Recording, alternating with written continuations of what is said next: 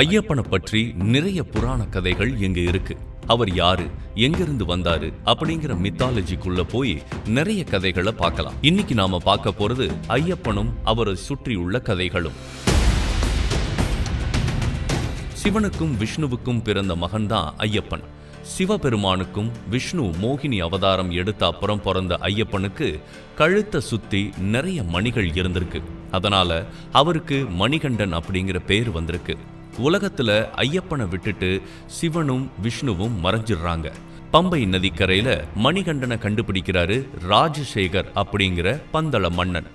அவருக்கு குழந்தைகள் இல்ல, அதனால மணிகண்டனை நாம வளர்க்கலாம்னு அவர் முடிவெடுத்துட்டு போறாரு. ஆனா மணிகண்டனை மன்னனோட மனைவி அதாவது ராணிக்கு சுத்தமா பிடிக்கல. நாட்கள் போக போக ஐயப்பன் வளர வளர ராஜாவோட அன்பும் ராணியோட வெறுப்பும் சம்பாதிச்சுட்டு வளர்றாரு. எல்லா மக்களோடையும் ரொம்ப நல்லா பழகிற ஐயப்பனை எல்லா மக்களும் அடுத்த ராஜான்னு கருதுறாங்க. மன்னனும் அதைத்தான் விரும்புறாரு. ஆனா ராணிக்கு இது சுத்தமா பிடிக்காம அவரை கொலை செய்யணும்னு ஒரு திட்டம் போடுறாங்க. ஊர்ல இருக்கிற நிறைய பேர் மூலமா தனக்கு ஒரு பெரிய நோய் வந்திருக்கிறதாகவும் அதை குணமாக்க காட்டுக்குள்ள போய் புலிப்பாலோட வரணும், அதுதான் ராணிய குணமாக்கும்னு நம்ப வச்சு சின்ன பையனான ஐயப்பனை காட்டுக்குள்ள அனுப்புறாங்க. மக்களுக்கும் பெருசா நம்பிக்கை இல்லை.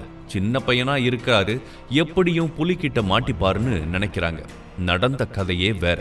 காட்டுக்குள்ள போன ஐயப்பன் புலிப்பாலை எடுத்துக்கிட்டு மொத்த புலி பட்டாளத்தோட ஊருக்குள்ள வராரு. மக்கள் அதை பார்த்து மிரண்டு போய் அவரை கொண்டாட ஆரம்பிக்கிறாங்க. இது ஒரு முக்கியமான கதையா இருக்கு.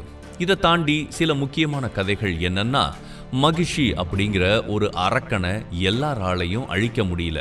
சிவனுக்கும் விஷ்ணுவுக்கும் பிறக்கிற ஒரு நபர் தான் அழிக்க முடியும் அப்படின்னு அதுக்காக அவதரித்த நபர் தான் ஐயப்பன் அப்படின்னு சொல்றாங்க. ராமாயணம் நடந்துகிட்டு இருக்கிறப்போ கேரளா வழியா சென்ற ராமர் ஐயப்பனை சிறந்தவர்னு சொல்லி இருக்கிறாரு. இன்னொரு முக்கியமான கதை, அரேபியால இருந்து கடல் வழியே பயணம் பண்ணி வந்த வாவர் அப்படிங்கிற ஒரு பைரேட் கேரளா மேல போர் தொடுக்கணும்னு நினைக்கிறான்.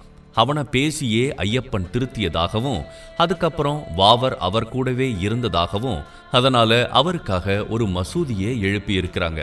இன்னைக்கும் ஐயப்பன் கோவிலுக்கு போறப்போ அந்த மசூதிக்கு போயிட்டு தான் போவாங்க. இந்த மாதிரி ஐயப்பன் சாமியை பத்தியும் சபரிமலை பத்தியும் நிறைய தல புராணங்கள் இருக்கு. உங்களுக்கு தெரிஞ்ச வேற ஏதாவது முக்கியமான கதை இருந்தா கமெண்ட்ல சொல்லுங்க. அடுத்த வீடியோல சந்திப்போம். நன்றி.